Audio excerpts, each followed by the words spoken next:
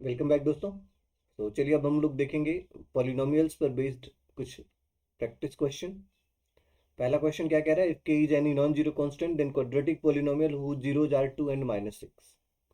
तो आपको quadratic polynomial के दो अलग अलग जीरोस दे दिया है और आपसे कह रहा है क्वाड्रेटिक पॉलिनोमियल पता करो। तो आप यहाँ पे देख सकते हैं पहला जीरो 2 है, अल्फा मान लेते हैं, दूसरा जीरो -6 है तो बीटा मान लेते हैं।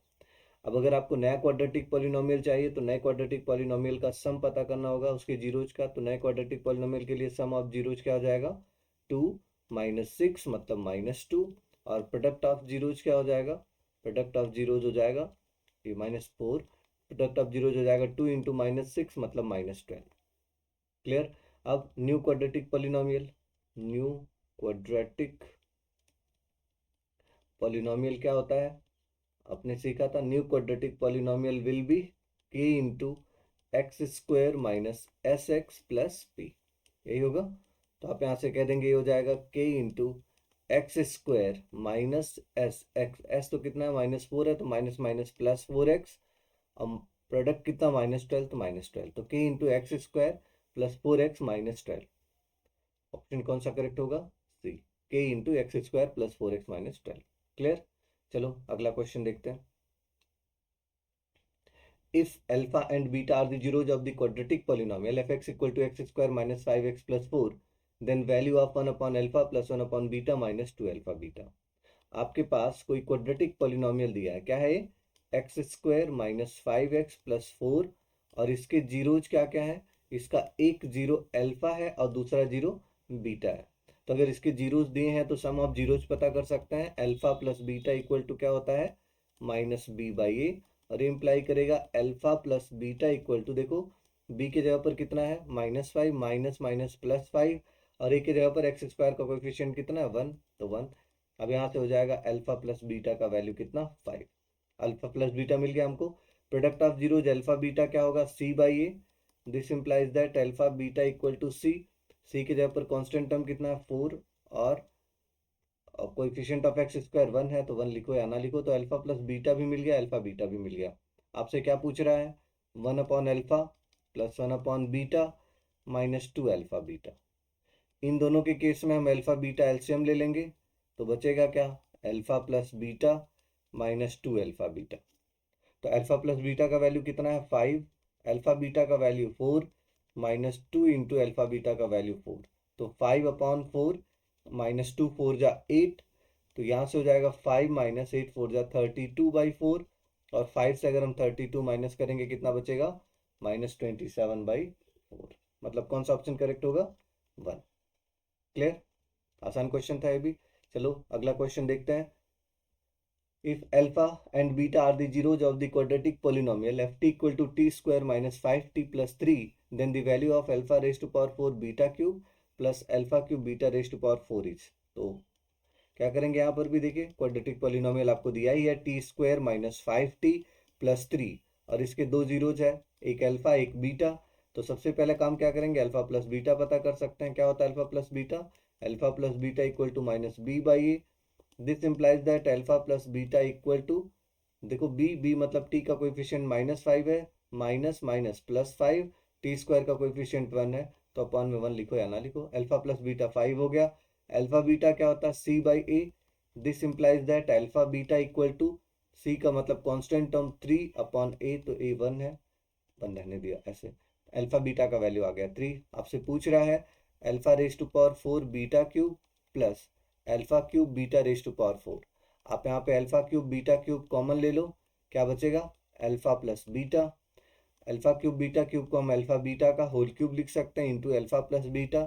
अल्फा बीटा का वैल्यू कितना है 3, तो 3 का cube into alpha plus beta कितना 5। तो क्या हो जाएगा, ये 3 का क्यूब होता है 27 इंटू 5, 27 5 जा कितना होता है 135, मतलब ऑप्शन 3 करेक्ट होगा।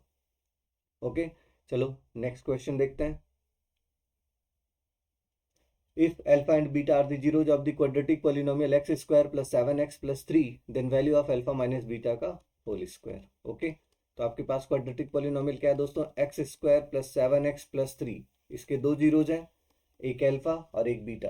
तो सबसे पहला काम तो हम यही करेंगे, अल्फा और बीटा पता कर लेंगे, अल्फा प्लस बीटा और अल्फा इंटू बीटा। तो alpha plus beta minus B by A, this implies that alpha plus beta, B कितना है +7, तो प्लस माइनस -7 और एक्स स्क्वायर का कोएफिशिएंट 1 है, तो अल्फा प्लस बीटा आ गया -7।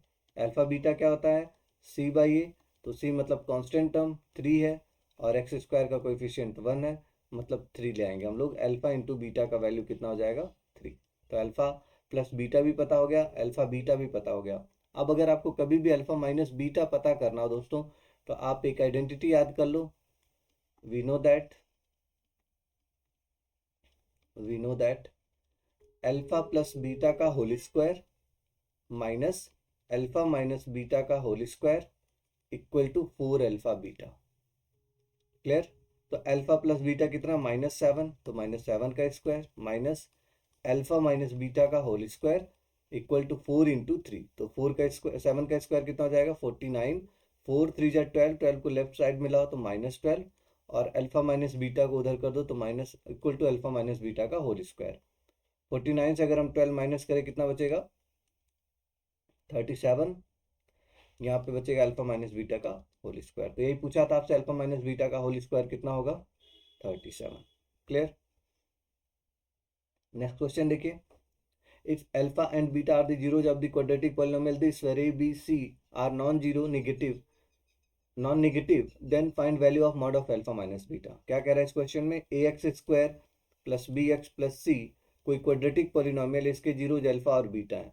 तो अगर इसके जीरोज अल्फा और बीटा है तो अल्फा प्लस बीटा कितना होगा obviously minus B by A, और अल्फा बीटा कितना हो जाएगा सी बाई ए।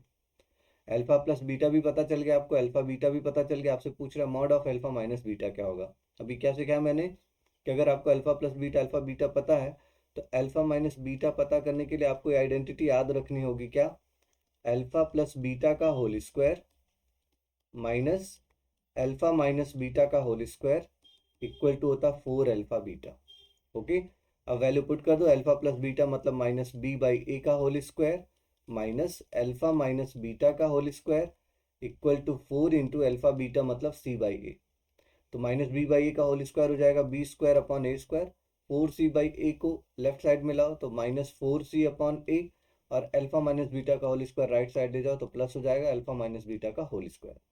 अब आप यहाँ पे ए स्क्वायर एलसीएम ले सकते हो, क्या बचेगा B square minus 4ac equal to alpha minus beta का होल स्क्वायर, और यहाँ से आप ये कह सकते हो कि alpha minus beta equal to plus minus under root B square minus 4ac upon में ए स्क्वायर का रूट ए हो जाएगा। ये तो अल्फा माइनस बीटा का वैल्यू आया।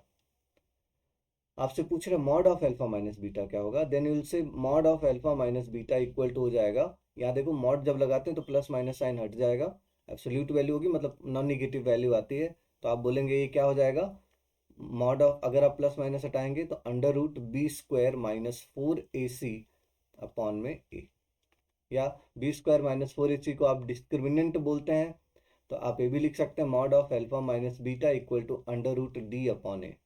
यू कैन मेमोराइज दिस कि डिफरेंस ऑफ जीरोज होता है under root D upon A, जैसे सम ऑफ जीरोज आपने बोला था माइनस बी बाई ए होता है, product of zeros C by A होता है, सिमिलरली आप डिफरेंस ऑफ जीरोज पता कर सकते हैं अंडर रूट डी अपॉन ए होता है।